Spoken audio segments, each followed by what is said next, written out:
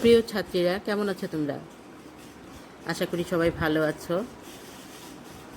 সুস্থ আছো। আজকে আমরা পদার্থবিজ্ঞান প্রথম পত্রের 10ম অধ্যায় আদর্শ গ্যাস ও গ্যাসের গতিতত্ত্ব এই চ্যাপ্টারটা আলোচনা করেছিলাম লাস্ট ক্লাসে আমরা পড়েছি। আজকে আমি এখান থেকে তোমাদের কিছু সমস্যার সমাধান করে দিব এবং এই সমস্যার সমাধানগুলো তোমরা যদি বুঝতে পারো তাহলে উপকৃত হবে এবং এগুলো দেখে আরও অঙ্ক করতে পারবে। তাহলে প্রথমে আমরা এই চ্যাপ্টারে পড়েছিলাম বয়েলের সূত্র, চার্লসের সূত্র এবং চাপের সূত্র এই তিনটা সূত্র আমরা পড়েছিলাম। এর থেকে আমরা সমন্বয় করে আমরা দুইটা ফর্মুলা পেয়েছিলাম, P1V1 = P2V2 এবং আরেকটা ফর্মুলা পেয়েছিলাম P1V1/T1 = P2V2/T2। আমরা দেখতে পাচ্ছি P1V1/T1 = P2V2/T2। এখানে P1 হচ্ছে প্রথম চাপ বা আমরা বলতে পারি প্রমাণ চাপ, আর V1 হচ্ছে আয়তন, প্রথম আয়তন বা প্রাথমিক আয়তন, আর T1 হচ্ছে প্রমাণ তাপমাত্রা। আর এখানে P2 হচ্ছে চূড়ান্ত চাপ এবং V2 হচ্ছে চূড়ান্ত আয়তন বা শেষ আয়তন, আর T2 হচ্ছে আমাদের চূড়ান্ত তাপমাত্রা। এই অঙ্কগুলো করতে গেলে আমাদেরকে প্রথমেই খেয়াল দিতে হবে এককের দিকে খেয়াল বলতে আমরা তাপমাত্রাটা সব সময় ক্যালভিনে নিতে হবে। এখানে সেলসিয়াস থাকলে আমরা এটাকে ক্যালভিন করে নিব। আর চাপটায় চেঞ্জ থাকতে পারে, চাপে কখনো থাকতে পারে প্যাসকেল, কখনো থাকতে পারে মার্কারি পারদ চাপ, কখনো থাকতে পারে 1 অ্যাটমসফিয়ার প্রেশার বা অ্যাটমসফিয়ার প্রেশার, বায়ুমণ্ডলীয় চাপ। তো আমরা সেইভাবে অঙ্কগুলো দেখে অঙ্কগুলো করব। আসো আমরা একটা অঙ্ক দেখি, একটা সমস্যা দেখি। 0.64 মিটার পারদ চাপে এবং 39 ডিগ্রি সেলসিয়াস তাপমাত্রার কোনো গ্যাসের আয়তন 5.7 × 10⁻⁴ মিটার কিউব। প্রমাণ তাপমাত্রা ও চাপে গ্যাসটির আয়তন কত হবে আমরা বের করতে পারবো। এখন দেখো, তাহলে এখানে প্রথমে দেখতে পাচ্ছি আমরা চূড়ান্ত চাপকে যদি P2 ধরি, তাহলে P2 দেওয়া আছে আমাদের 0.64 মিটার পারদ চাপ। চূড়ান্ত তাপমাত্রা দেওয়া আছে 39 ডিগ্রি সেলসিয়াস। এটার সাথে 273 যোগ করে আমরা পাবো কি 312 ক্যালভিন, 312 ক্যালভিন। আমরা সেলসিয়াস থাকলে সবসময় ক্যালভিনে করতে হবে। তারপরে প্রমাণ তাপমাত্রা আমরা দেখতে পাচ্ছি T1 = 273 ক্যালভিন, আর প্রমাণ চাপ P1 0.76 মিটার পারদ চাপ, এবং আয়তন আমাদের বের করতে হবে V1 = what। আমরা এখন এই দ্বিতীয় ফর্মুলাটায় আমরা যদি এটাকে বসিয়ে দিই মানগুলো, তাহলে আমরা অঙ্কটা শেষ করতে পারবো। তাহলে বসাও সবাই। আমরা এখান থেকে বের করব V1। তাহলে আমরা লিখি or V1 = আমরা পাচ্ছি P2V2/T2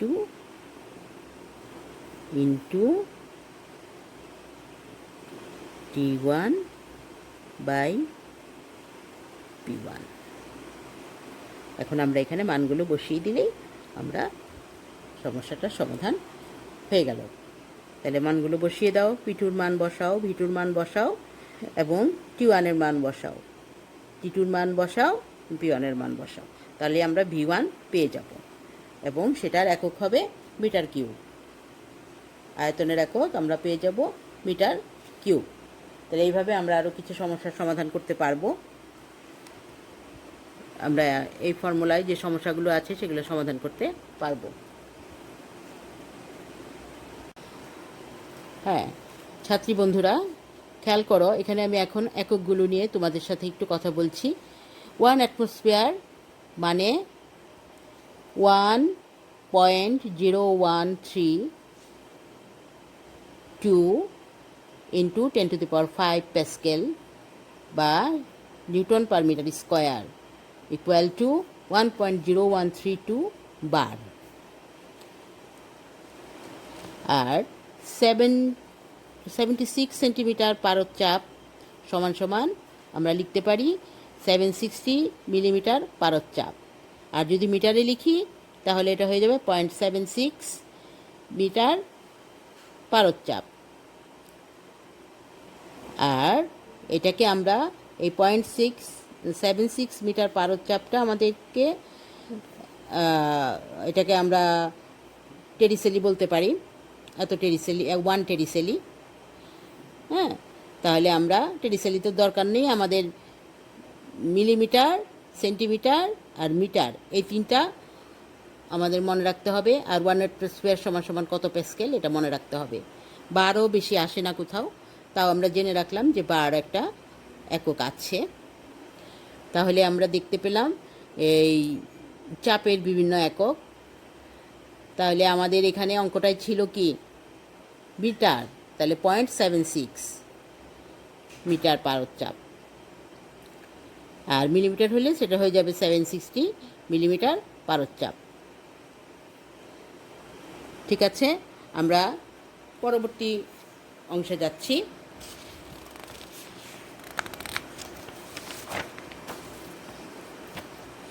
দেখো, আমি এখন দেখব একটি আদর্শ গ্যাসের সমীকরণ। তোমাদের আমি পড়িয়েছিলাম আদর্শ গ্যাসের সমীকরণ।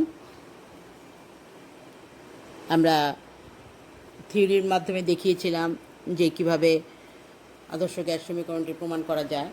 আমরা জানি P=NRT, এটাই একটি আদর্শ গ্যাসের সমীকরণ। এখানে P হচ্ছে প্রেশার, V হচ্ছে ভলিউম, N হচ্ছে মোল সংখ্যা, R তো কনস্ট্যান্ট, গ্যাস কনস্ট্যান্ট, এবং T হচ্ছে তাপমাত্রা, আরকে মোলার কনস্ট্যান্ট বলা হয়। এর মান হচ্ছে 8.31 জুল পার কেলভিন পার মোল।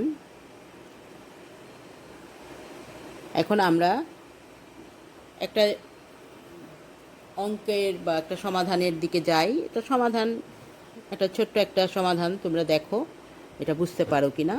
এখানে একটা সিলিন্ডার আছে, সিলিন্ডারে মনে করি অক্সিজেন গ্যাস আছে। আর এখানে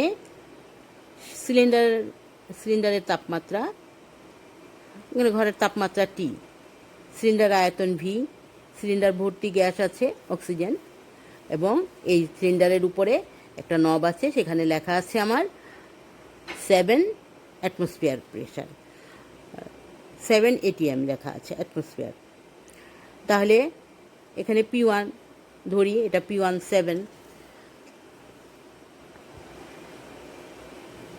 7।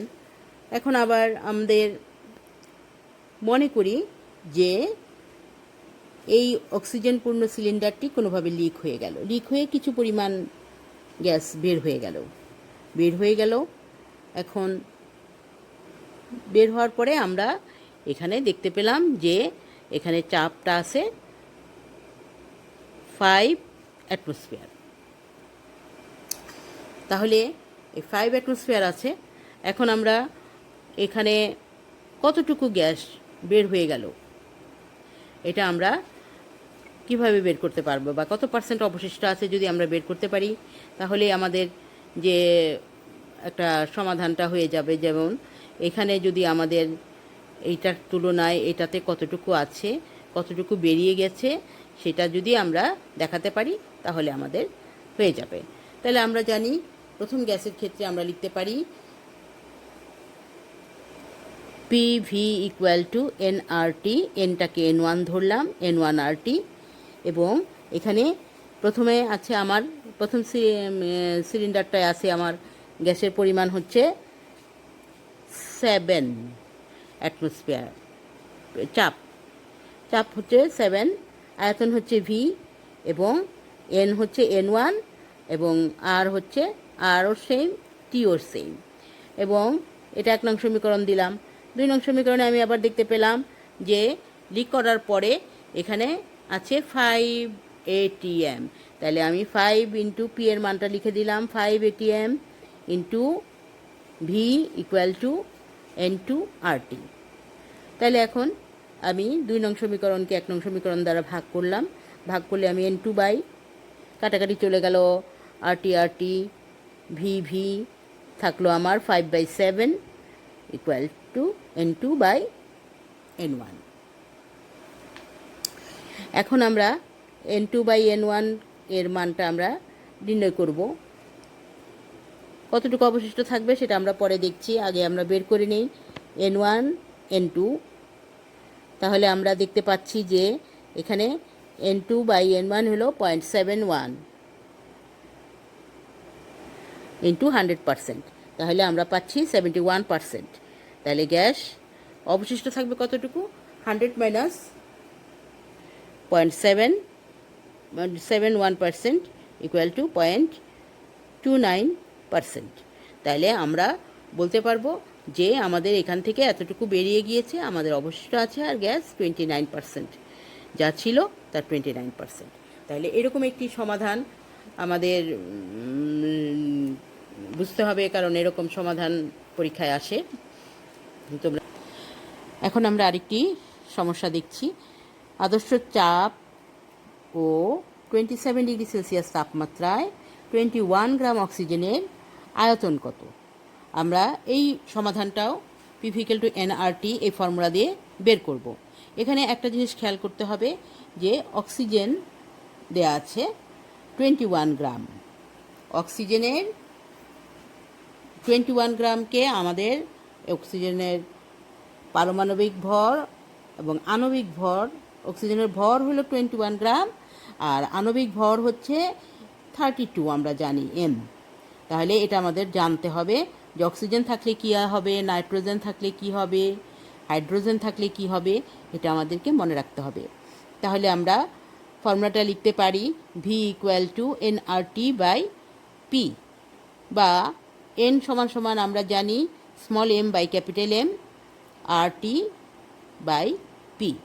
এখন এখানে আমাদের দেয়া আছে আদর্শ চাপে, তাহলে আমাদের পি কত, 1.013 into 10⁵ newton per metre square. তাপমাত্রা 27 ডিগ্রি সেলসিয়াস, এটাকে আমরা ক্যালভিন করে নিলাম, 273 যোগ করে এটাকে আমরা পেয়ে গেলাম 300 ক্যালভিন, আর 8.31 জুল পার ক্যালভিন পার মোল। এবং এখানে আমাদের অক্সিজেনের ভর ছোট m স্মল m দেয়া আছে 21 গ্রাম, এবং আণবিক ভর দেয়া আছে 32, দেয়া নেই, আমরা এটা জানি 32। তাহলে আমরা এখানে এই ফর্মুলায় সবগুলো মান বসিয়ে দিব, বসিয়ে দিয়ে আমরা আয়তন বের করতে পারবো। তাহলে এখানে আয়তনের একক কী হবে, আয়তনের একক হবে মিটার কিউব। আমরা এখানে সব কিছু MKS পদ্ধতিতেই করেছি। অফ করো।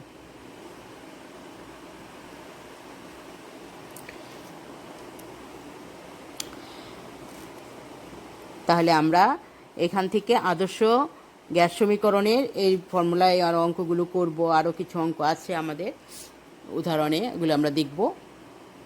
আর এখান থেকে আমরা আদর্শ গ্যাসের চাপের রাশিমালায় চলে যাব। আমরা জানি আদর্শ গ্যাসের চাপের রাশিমালা পিভি ইকুয়াল টু 1/3 mNc² বা ইকুয়াল টু 1/3 এম বড় এম সি স্কোয়ার, বড় M is equal to small m into n. চাপ ও ঘনত্বের সম্পর্ক হচ্ছে P is equal to 1/3 rho c square. Rho আবার রো সমান সমান আমরা জানি এম বাই ভি। চাপ এবং গতিশক্তির সম্পর্ক P equal to 2/3 E by V. যদি একক আয়তনে হয় তাহলে P equal to 2/3 E. E এখানে গতিশক্তি, পি চাপ, 2/3 তো কনস্ট্যান্ট। আমরা আরও একটু ফর্মুলাগুলি দেখব করব নাকি। গতিশক্তি ও তাপমাত্রার সম্পর্ক, তাহলে আমরা গতিশক্তি ই সমান সমান 3/2 RT বা 3/2 nRT, এটা আমরা লিখতে পারি। এখন গড় বর্গবেগের বর্গমূল মান c is equal to c RMS equal to √3 RT by n বা √3 KT by m small m. এখানে কে হচ্ছে বোল্টজম্যান ধ্রুবক, এই কে সমান সমান আর বাই এন অ্যাভোগাড্রোর সংখ্যা দিয়ে ভাগ করলে আমরা যেটা পাই সেটা, তাহলে 1.333 ইন্টু 10⁻⁻21 10⁻21 জুল পার ক্যালভিন। এই ফর্মুলাগুলি দিয়ে আমরা বিভিন্ন সমাধান করব। আমি একটি ছোট্ট সমাধান দেখাচ্ছি, সেটি খেয়াল করো, এটা বুঝলে তুমি অনেকগুলো অঙ্ক করতে পারবে।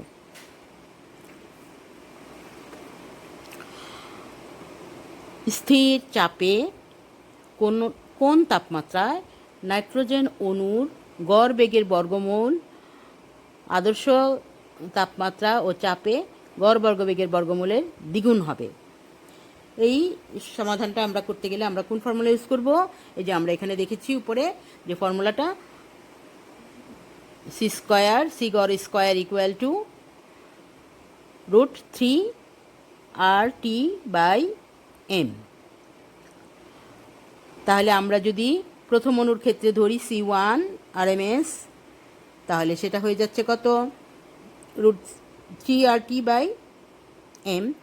C2 RMS √3 RT by RT2 by m. একটাকে ধরলাম T1, একটাকে ধরলাম T2,